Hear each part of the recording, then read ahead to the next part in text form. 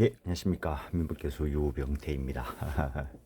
이제는 서서히 소문이 나가지고 자격사분들이 이제 책을 구입하고 있습니다.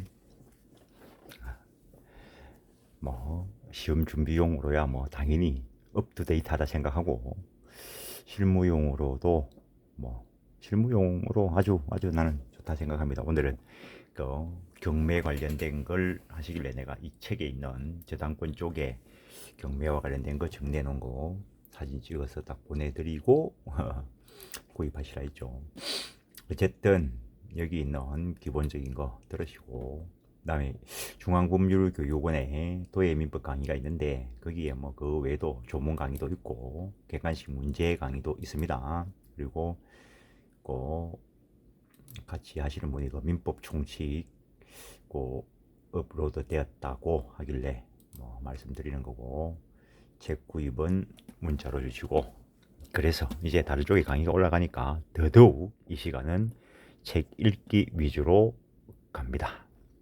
책을 제대로 읽는 게 실력을 높이는 겁니다. 292페이지 소멸시효 중단 보시는데 소멸시효 중단이란 권리 불행사라는 사실 상태를 중단하게 하는 권리자 또는 의무자의 일정한 행위가 있는 경우에 이미 경관 시효 기간은 소멸시키고 그 중단 사유가 종료한 때부터 다시 시효 진행되게 하는 거다. 참 옛날에 공부할 때 다른 자격 공부하는 친구가 중단과 정지를 구별해 달라고 했어. 근데 그 친구는 저 법학과는 아닌데 법 과목이 들어가니까 그래서 중단과 정지를 설명해 달라고 해서 이거를 그 친구한테는 이제 국어적으로 알아듣게만 설명하면 되는 거지. 그래서 또 갑자기 그게 생각이 안 나네. 그리스 로마 신화에 그 바위공을 굴려서 그 산 꼭대기에 그 세우라는 형벌을 받은 그 시지푸스 그 사람이 바위를 굴리고 산을 굴리고 가다가 힘이 빠져서 멈추면 중단하면 바위가 다시 원점으로 돌아가겠죠. 산 밑으로. 그럼 다시 또 밑에 내려가서 다시 올라가야 되는 거지. 중단을 하면은 처음부터 다시 시작. 이제 좀 이따가 보는 정지는 잠깐 멈추었다가 그 자리에서 다시 출발. 그래서 차를 운전해 가다가 그 신호등 앞에 일단 정지하면은 거기 정지해 있다가 출발 신호등 받으면은 그 자리에서 출발하는 거지. 정지했다가 다시 집에 갔다가 출발하는 건 아니죠. 중단 사유가 있으면 처음부터 다시, 정지 사유가 있으면은 잠깐 멈췄다가 그 자리에서 남은 기간만. 소멸시효 중단 사유 법에 규정하고 있는 게 청구, 압류 또는 가압류 가처분 성인이 소멸시효 중단 사유로 인정되고 이외에는 민법상으로 중단의 효력이 없다. 법 조문에 딱 있는 것만 중단 사유로 인정된다. 따라서 권리자가 타인에게 권리를 양도하는 것은 소멸시효를 중단시키지 못한다. 양도만 가지고는. 근데 채무 인수가 일어나면은 채무 승인이 됩니다. 나중에 보면은 청구를 하면 권리자가 시효로 인하여 이익을 얻을 자에 대하여 자기의 권리를 주장하는 재판상 및 재판 외의 행위를 말한다. 물론 재판상 청구의 효과와 재판 외의 청구의 세부적인 효과는 차이가 있습니다. 재판상 청구 시효기간이 경과하고 있는 권리의 주체가 원고로서 권리 주장으로서 제기한 민사소송이면 본소이든 반소이든 이행소송이든 확인소송이든 형성소송이든 모두 재판상 청구에 해당한다. 기본은 민사소송이면 원고로서 권리를 주장하는 것이어야 된다. 원칙적으로 권리 주장 내용이어야 한다. 시효시효 대상인 목적물의 인도 내지는 소유권 존부 확인이나 소유권에 관한 등기 청구 소송은 말할 것도 없고 소유권 침해의 경우에 그 소유권을 기초로 하는 방해 배제 및 손해배상 혹은 부당이득 반환 청구 소송도 이에 포함된다. 또한 건재당권 설정 등기 청구의 소의 제기는 그 피담보 채권의 재판상 청구에 준하는 것으로서 피담보 채권에 대한 소멸시효 중단의 효력이 생긴다. 그러나 의무자가 원고로서 제기한 채무 부존재 확인의 소송은 중단 사유가 아니다. 원칙은. 그래서 이 구도를 딱 넣어놓으면은 이 도의 62페이지에 있는 이 구도를 머릿속에 딱 넣어놓으면은 소멸시효 뭐 답니다. 여기서 하나 보고 가면은 미등기 매수인 이등기 청구권 채권적 청구권으로서 10년 소멸시효 대상인데 매수인이 점유하고 있다면 권리를 행사하는 것이기 때문에 소멸시효에 걸리지 않는다. 이 미등기 매수인이 다시 매도하여 최종 매수인에게 점유를 이전해도 이것은 더 적극적인 권리 행사의 일환이기 때문에 중간 매수인의 등기 청구권 소멸시효에 걸리지 않는다. 근데 시효 완성자 이전 등기 청구권 이것도 채권적 청구권이기 때문에 10년 소멸시효 대상인데 그 시효 완성자가 점유를 하고 있다면 소멸시효에 걸리지 않는다. 그런데 이 경우에는 시효 완성자가 다른 사람에게 점유를 이전했다면 시효 이익의 포기가 아니라면 그때부터 10년 소멸시효 진행하게 된다. 이 두 가지는 상당히 비교해야 될 부분이 많죠. 매수인의 이전 등기 청구권, 채권적 청구권인데 매매관계는 신뢰관계가 있기 때문에 그 매매를 한 이전 등기 청구권 양도에 의해서 최종 매수인이 직접 매도인에게 이전 등기를 청구하기 위해서는 전원의 합의가 있어야 된다. 근데 시효 완성자의 이전 등기 청구권, 시효 완성자와 그 시효 완성 당한 소유자, 뭐 신뢰관계 없죠 이 경우에는. 그래서 이전 등기 청구권, 시효 완성자 이전 등기 청구권 양도 시에는 그 의무자의 동의나 승낙을 요하지 않는다. 그런 거. 이것도 뭐 교과서 읽어보면 있고 이 부분도 이해를 좀 해야 될 건데 지금 이걸 보기 위해서 온 게 아니고 피담보 채권의 존재를 전제로 해서 저당권이 인정될 것인데 피담보 채권이 있으니까 그걸 담보하기 위해서 저당권을 설정해 주기로 했다는 거. 그때 채권을 먼저 행사했을 때 채권에 대해서 이행 청구권 행사했을 때 이것이 저당권 설정 등기 청구권의 시효를 중단시키지는 못한다. 왜? 채권 행사할 때 그 채권이 반드시 담보권이 있어야 되는 것은 아니니까. 근데 저당권 설정 등기 청구권을 행사한다는 말은 즉 저당권 설정 등기 청구권 그 시효도 중단시키지만 저당권 설정 등기 청구권을 행사한다는 것은 그 전제로서 채권의 존재가 전제되어 있을 것이기 때문에 채권의 시효도 중단시킨다라는 거.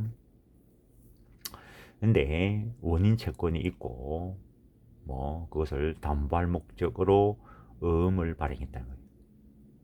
근데 원인 채권만 존재할 수도 있고 담보 목적 음 채권이 없을 수도 있으니까 원인 채권을 먼저 행사했을 때는 음 채권을 시효 중단시키지 못한다는 거. 근데 음 채권을 행사해서 음 채권을 시효 중단시키게 된다면 그때 그 원인 채권도 시효 중단된다. 뭐 객관식에서 가능 나오는 거고. 뭐 오늘 질문 온 거는 당연 배당 채권자냐 배당 요구 채권자냐의 관계와 관련되어서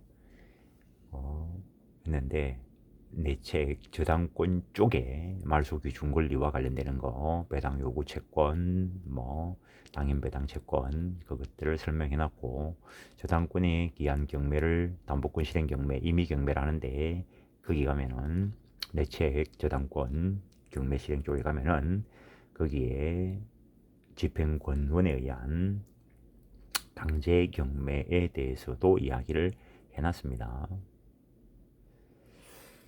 뭐 그다음에 뭐 보증채무와 관련된 저것들은 채권 총론 쪽에 내 책에서 채권 총론 마지막에 다수당사의 채권 관계 거기 가면은 세부적인 내용이 들어 있습니다.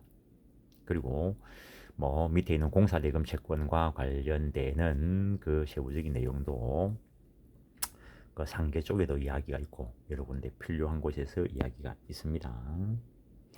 어쨌든 292페이지 니은번 앞에 의무자가 채무자가 원고로 채무보존제 확인 소송 제기하는 것은 시효중단 사유가 아니다. 권리자가 행사해야 중단 사유가 될 건데, 근데 다만 상대방이 제기한 소에 피고로 응소하여 승소하는 것도 재판상 청구가 되는가에 관하여 판례는 피고가 응소 행위를 하였다고 하여 바로 시효중단의 효과가 발생하는 것은 아니지만, 시효를 주장하는 자가 원고가 되어 소를 제기한 데 대하여 권리자가 피고로 응소하여 그 소송에서 적극적으로 권리를 주장하고 그것이 받아들여진 경우에는 재판상 청구에 포함된다라고 한다는 것.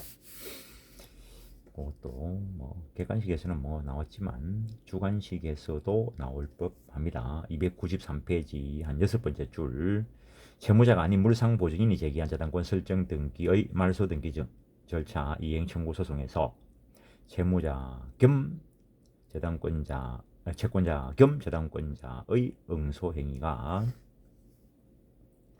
피담보 채권에 관하여 소멸시효 중단 사유인 청구에 해당하지 않는다. 채무자가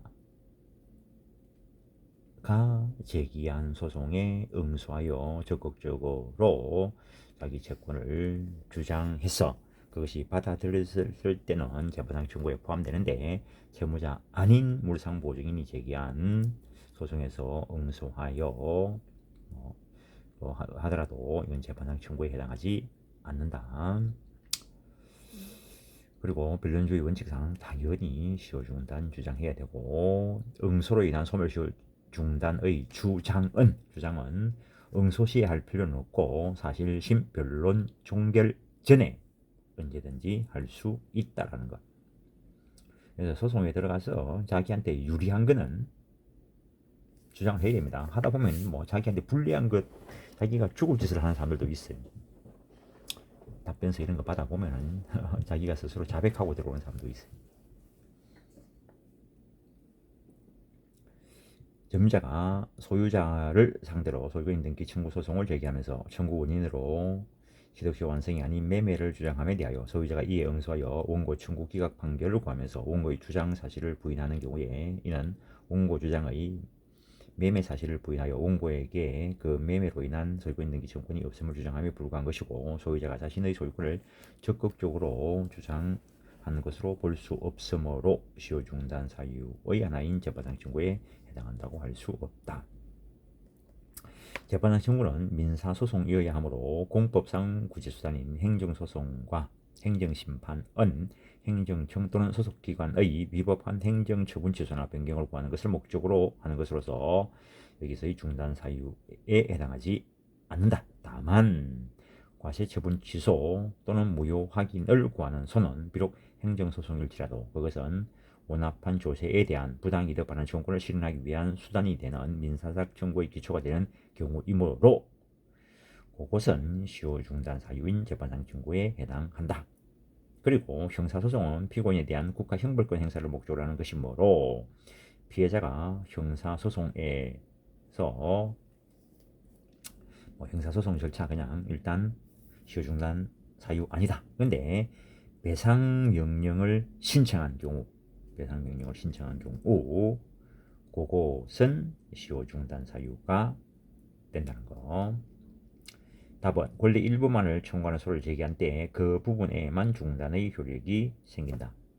요 근래의 판례는 명시적 일부 청구를 취한다고 보는 것이 일반적인데, 다만 장차 청구 금액을 확장할 것을 전제로 우선 재산상 및 정신상 손해금 중 일부를 청구한다는 뜻이라면 소제기로 인한 시효중단의 효력은 소장이 주장한 손해배상 청구권의 동일성 범위 내에서 채권 전부에 미친다. 하나의 채권 중 일부에 관해서만 판결을 구한다는 취지를 명백히 하여 소송을 제기한 경우 소제기에 의한 소멸시효 중단의 효력이 그 일부에 관해서만 발생하고 나머지 부분에서는 발생하지 아니하나, 소장에서 청구 대상으로 삼은 채권 중 일부만을 청구하면서 소송 진행 과정에 따라 장차 청구 금액을 확장할 뜻을 표시하고 당해 소송이 종료할 때까지 실제로 청구 금액을 확장한 경우에는 소제기 당시부터 채권 전부에 관하여 판결을 구한 것으로 해석되므로 이러한 경우에는 소재기 당시부터 채권 전부에 관하여 재판상 청구로 인한 시효 중단의 효력이 발생하고, 또한 이와 같은 경우 채권자가 당해 소송이 종료된 때로부터 6월 내에 민법이 정한 조치를 취함으로써 나머지 부분에 대한 소멸시효를 중단시킬 수 있다. 라본 소위 각하, 기각 또는 치하의 경우에 중단의 효력이 상실된다. 그러나 이 경우 6개월 내에 재판상 청구 파산 절차 참가 압류 가압류한 때는 최초의 재판상 청구 시에 중단된 것으로 본다. 즉 최고로서의 효력을 인정한 것이다. 민법에서 정한 재판상 청구에 지급명령 신청도 포함되므로 지급명령이 신청이 각하된 후 6개월 내에 다시 소를 제기한 경우 지급명령 신청 있었던 때에 시효가 중단된 것으로 본다. 민법에서 시효 중단 사유의 하나로 규정하고 있는 재판상 청구란 통상적으로 권리자가 앞에서 본 거 내용 포함되어 있습니다. 원고로서 시효를 주장하는 하는 자를 피고로 하여 소송물인 권리를 소위 형식으로 주장하는 경우를 가리키나, 이와 반대로 시효를 주장하는 자가 원고가 되어 소를 제기한 데 대하여 피고로서 응수하여 소송으로 적극적으로 권리를 주장하고 그것이 받아들여진 경우에도 포함된다. 이와 같은 응수 행위로 인한 시효 중단의 효력은 피고가 현실적으로 권리를 행사하여 응수한 때에 발생하지만 권리자인 피고가 응수하여 권리를 주장하였으나 소가 각하되거나 치하되는 등의 사유로 본안에서 권리 주장에 관한 판단 없이 소송이 종료된 경우에는 규정을 유추 적용하여 그때로부터 6월 이내에 재판상 청구 등 다른 시효 중단 조치를 취한 경우에 하나여 응소 시 소급하여 시효 중단의 효력이 있다고 보아야 한다. 그래서 내가 뭐 조문을 읽으면서 그냥 민법에 있다는 취지만 이야기하는 겁니다. 뭐 조문을 외우라고 생각도 안 하니까. 나아가 이것도 중복된 부분인데 그냥 그대로 봅니다. 나아가 변론주의 원칙상 피고가 응소행위를 하였다고 하여 바로 시효 중단의 효과가 발생하는 것이 아니고 시효 중단의 주장을 하여야 그 효력이 생기는 것이지만 시효 중단의 주장은 반드시 응소시에 할 필요는 없고 변론 종결 전에 하면 된다는 것. 그 다음에 재판상 청구는 소송의 각하, 기각, 치하의 경우에 시효 중단의 효력이 없고, 다만 각하 또는 치하되었다가 6개월 내에 다시 재판상 청구를 하면 시효는 중단되나, 기각 판결이 확정된 경우에는 청구권 부전제가 확정되었기 때문에 중단의 효력이 생길 수 없다. 청구기가 배속 판결을 받았다는 거죠. 그래서 청구기각 판결이 확정 후 재심을 청구하였더라도 시효 중단된다고 할 수 없다. 당연한 이야기죠. 일단 이거는 기본 바탕이 청구 기각, 원고 패소 판결을 받은 거라고. 그러나 응소 행위를 한 피고에 대하여 패소 판결이 확정되었더라도 그 판결에 재심 사유가 있음을 이유로 재심 청구를 하여 권리를 주장하고 그것이 받아들여진 경우에도, 그때는 받아들여진 경우에는 취득시효 중단 사유가 되는 재판상 청구에 준하는 것으로 보아야 한다. 채권 양도 후 대항 요건이 구비되기 전의 양도인은 채무자에 대한 관계에서 여전히 채권자의 지위에 있으므로 채무자를 상대로 시효 중단의 효력이 있는 재판상 청구를 일단 할 수 있다. 이 경우 양도인이 제기한 소송 중에 채무자가 채권 양도의 효력을 인정하는 등의 사정으로 인하여 양도인의 청구가 기각된다. 그래서 채권이 양도됐으니까 양도인은 더 이상 채권자가 아니죠. 그래서 그게 인정이 되면은 그 양도인의 청구는 기각돼야 될 거란 거죠. 그러면은 시효 중단의 효과가 소멸된다. 그때 양도인의 청구가 당초부터 무권리자에 의한 청구는 아닌 것이므로 양수인이 그로부터 6개월 내에 채무자를 상대로 재판상 청구 등을 하였다면 양도인이 최초 재판상 청구한 때 시효 중단의 효력이 있다는 것. 이미 사망한 자를 피고하여 제기된 소는 부적법하여 이를 간과한 채 본안 판단에 나간 판결은 당연무효다. 당연무효에서 그 효력이 상속인에게도 미치지 않는다. 당연한 이야기입니다. 그래서 그 재판 시에 당사자 확인한다라고 생각하시면 됩니다. 당사자가 출석 못할 때를 대비해 가지고 이제 변호사를 선임해서 변호사를 대신 내보내기도 하죠. 내는 그냥 변호사 이야기하면 내 사무실에 변호사 이야기하면 그냥 변호사한테 가라 합니다. 뭐 변호사한테 갈 만큼 뭐 뭐 돈이 많겠죠 뭐. 그런 사람하고는 이야기 안 합니다. 그냥 걔한테 왜 이야기를 해? 변호사한테 갈 거면 변호사한테 가면 되지. 근데 뭐 옛날에 뭐 친구 관계 있어가지고 지인 관계 있어가지고 돈을 빌려주는데 연락이 오랫동안 안 됐는데 그 사람이 죽었는가 살았는가도 모르죠. 그때 그 사람 주민등록번호가 있으면은 일단은 뭐 죽었다는 소문을 들었더라도 소송을 제기하고 상속인을 찾아내가지고 그 상속인을 상대로 가지고 소송이 진행되게 해야 되겠죠. 채권자의 이러한 재산은 권리자의 의무자에 대한 권리 행사에 해당하지 않으므로 상속인을 피고로 하는 당사자 표시 승적이 이루어진 경우와 같은 특별한 사정이 없는 한 거기는 애초부터 시효 중단의 효력이 없어 중단되지 않는다. 법원이 이를 간과하여 본안에 나아가 판결을 내린 경우도 중단 효력 없다. 조세채권자는 세법이 부여한 부가권 및 자력집행권 등에 기초하여 조세채권을 실현할 수 있는 특별한 사정이 없는 한 납세자를 상대로 소를 제기할 이익을 인정하기 어렵다. 다만 납세 의무자가 무자력이거나 소재 불명이어서 체납처분 등의 자력집행권을 행사할 수 없는 등 국세기본법에 규정한 사유들에 의해서 조세채권의 소멸시효 중단이 불가능하고 조세채권자가 조세채권의 징수를 위하여 가능한 모든 조치를 충실히 취하였음에도 조세채권이 실현되지 않은 채 소멸시효 기간의 경과가 임박하는 등의 특별한 사정이 있는 그런 경우에 시효 중단을 위한 재판상 청구는 예외적으로 소의 이익이 있다고 봄이 타당하다라는 거. 파산 절차 참가, 파산재단에 참가하기 위하여 그 채권 신고하는 것 시효 중단 효력이 있다. 넘어갑니다. 296페이지 개인 회생 절차에서 개인 회생 채권자 목록이 제출되거나 그 밖에 개인 회생 채권자가 회생 절차에 참가한 경우에 시효 중단의 효력이 있고 시효 중단의 효력은 특별한 사정이 없는 한 개인 회생 절차가 진행되는 동안 그대로 유지된다. 또 로마자 3번 관계집행 절차에서 배당 요구, 화의 절차 참가, 회사 정리 절차 참가 등의 경우에도 시효가 중단된다. 지급명령 간이 신속하게 채권자의 권리를 행사하기 위하여 인정된 간이 독촉 절차로서 시효 중단의 효력이 발생한 시기는 지급명령을 신청한 때다. 그래서 소멸시효 중단되는 때는 법원에 소장을 제출한 때부터 중단된다는 거. 제척기간은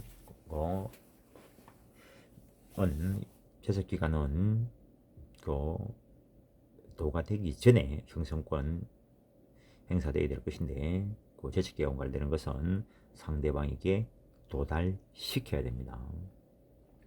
지급명령 사건이 채무자 이의 신청으로 소송으로 진행된 경우에도 지급명령 신청한 때 시효 중단의 효력이 발생한다라는 거. 화해를 위한 소환, 화해 신청으로 소멸시효는 중단된다. 상대방이 출석하지 않거나 출석한 경우에도 화해가 성립하지 않은 경우에 화해 신청인이 화해 불성립 조정 등본의 송달을 받은 날부터 1개월 내에 소를 제기하지 아니하면 중단의 효력이 상실된다. 1개월 내에 소를 제기하여 화해를 신청한 때 시효 중단의 효력이 생긴다. 그 정도 하시고 민사조정 재판상 화해와 동일한 효력이 있다. 임의 출석이란 미리 소를 제기함이 없이 당사 상방이 임의로 법원에 출석하여 소송에 관한 변론을 함으로써 소를 제기하는 방식을 말한다. 이때에도 화해를 위한 소환의 경우처럼 시효는 중단되고, 그래서 불승인된 때는 그때부터 1개월 내에 소를 제기하면 처음 출석한 때에 소급하여 중단의 효력이 있다. 재판 후에 청구 최고. 최고는 채무자에 대하여 채무 이행을 구하는 채권자의 의사 통지다. 내면의 의욕을 드러내는 거 의사의 통지죠. 이에는 특별한 방식이 요구되지 아니하므로 행위 당시 당사자가 시효 중단의 효과를 발생시킨다는 점을 알거나 의혹하지 않았다 하더라도 이로써 권리 행사의 주장을 하는 취지임이 명백하다면 최고에 해당한다. 최고로 인정할 것인지 여부는 그 해석 문제로서 일부 청구, 일부 상계, 재산관계, 명시 신청 송달, 연대 채무자 1인의 소유 부동산에 대한 경매 신청, 채권자가 채무자에 대한 승소 확정 판결에 기한 채권 실을 위하여 채무자의 제3채무자에 대한 채권에 관하여 압류 및 추심 명령을 받고 그 결정이 제3채무자에게 송달. 그다음에 소유자가 점유자에게 토지를 인도해 줄 것을 통지하거나 국가배상심의회에 손해배상을 신청하는 것, 이런 것들이 전부 다 재판부의 청구, 최고가 된다라는 것. 근데 주의해야 할 것은 상대방에 대한 채고로서 확정적 시효가 중단되는 것이 아니고 6개월 정도 좀 기간을 연장시키는 정도의 효과가 있는데, 즉 채고를 한 후 6개월 내에 재판상 청구, 파산 절차 참가, 화의를 위한 소환, 임의 출석, 압류 또는 가압류 가처분을 하지 아니하면 시효 중단의 효력이 없기 때문이다. 문제는 채고를 여러 번 거듭하다가 재판상 청구 등을 한 경우에 언제 중단의 효력이 발생하는가가 문제되는데, 이 경우에는 시효 중단의 효력은 항상 최초의 최고 시에 발생하는 것이 아니고 재판상 청구 등을 한 시점을 기준으로 하여 이로부터 소급하여 6개월 이내에 한 최고 시에 발생한다라는 것. 그래서 소멸시효가 완성되고 난 뒤에 채고를 해가지고는 소멸시효 중단의 효력을 누릴 수 없죠. 소멸시효 완성되기 전에 채고를 했고 그러면 6개월 정도 연장되는 그 효과가 있다는 거죠. 그때부터 6개월 내에 재판상 청구를 하면은 소급해서 시효 완성되기 전 상태에 있는 그 채고, 여기서 중단 효력이 발생한다라는 것. 그렇지 않으면 뭐 맨날 채고만 하고 앉아 있겠지. 뭐 소송 들어가도 돈 드는데. 법무사도 소 제기하면은 뭐 비용 받습니까? 이래 물어보는데 법원도 돈 받습니다. 네, 한 번씩 안 아프다가 그런 말씀 드리죠. 사람들이 뭐 한 달 쎄 빠지게 막노동 해가지고 100만 원을 벌면은 100만 원을 벌었다 이 생각을 해. 근데 100만 원 들여가지고 자기 뭐 재산권 침해들 1억을 지켰는데 그때는 100만 원 썼다라고 이야기해. 또라이 새끼지 그거. 9,900만 원 벌은 거지. 하여튼 이상한 사람들이 있어. 아유. 하여튼 내는 그 정신 이상한 사람들 오면은 그냥 돌려보냅니다. 아우 뭐 수준이 안 되면 말아야지 뭘. 아유. 항상 우리는 말하죠. 기본적으로 법적 소양이 있는 사람들끼리의 문제를 다루는 거라고. 오늘은 어떤 분이 전화 와가지고 이거 뭐 이랬는데 이혼 소송해도 되겠습니까? 들어보니까 이혼 소송 사유는데, 근데 그 상대방이 뭐 가만히 안 두겠다라고 하는데 어떻게 하면 좋을까? 이걸 왜 나한테 물어봐? 우당한테 가서 물어보든지. 내는 본인이 어떻게 할 것인가에 대해서 결정한 거에 대해서 법적 절차를 진행해 주는 사람이지 본인이 결정할 문제를 대신 결정해 주는 사람 아닙니다. 이제 법을 모르니까 이제 이것들이 이런 법적으로 이게 되냐 안 되냐는 이야기 해두지만, 이거 요건이 구비가 되는데 뭐 할까요 말까요? 그거는 자기가 결정해야지. 전화 와가지고 아유 말피다. 책이나 읽겠습니다. 민법 170조 해상 재판상 청구는 그 소송이 취하된 경우에 그로부터 6개월 내에 다시 재판상 청구를 하지 않는 한 시효 중단의 효력이 없고 다만 재판 외 최고로서의 효력만 갖는다. 앞에서 봤습니다. 민법 174조 소정의 시효 중단 사유로서 최고에서 채무 이행을 최고받은 채무자가 그 이행 의무의 존부 등에 대하여 조사해 볼 필요가 있다는 이유로 채권자에 대해서 그 이행 유예를 구한 경우에 채권자가 그 해답을 받을 때까지는 최고 효력이 계속된다고 봐야 한다. 그래서 이런 것들 만약에 유예를 요구하면은 반드시 문서로 남겨야 됩니다. 문서를 안 남겼으면은 아니 너가 그냥 지나갔지라고 해버리면 소멸시효 완성돼 버리는 문제가 발생하죠. 그래서 너가 유예를 요구했기 때문에 내가 말미를 준 거다. 뭐 증거를 남겨놔야 승소 가능성이 있는 거죠. 매번 말하지만 하늘이 알고 땅이 알고, 하늘이 알든 땅이 알든 필요 없어요. 우리는 실체법적으로 요건이 구비됐나 안 됐나만 따지는 거예요. 내가 억울한데 네가 억울한 그 근거를 대라고. 말로만 억울하지 말고 소송 계속 중에 내는 그 상담하러 오면은 100% 녹음합니다. 딱 보여주고 녹음합니다라고 딱 녹음합니다. 나중에 딴소리 하니까.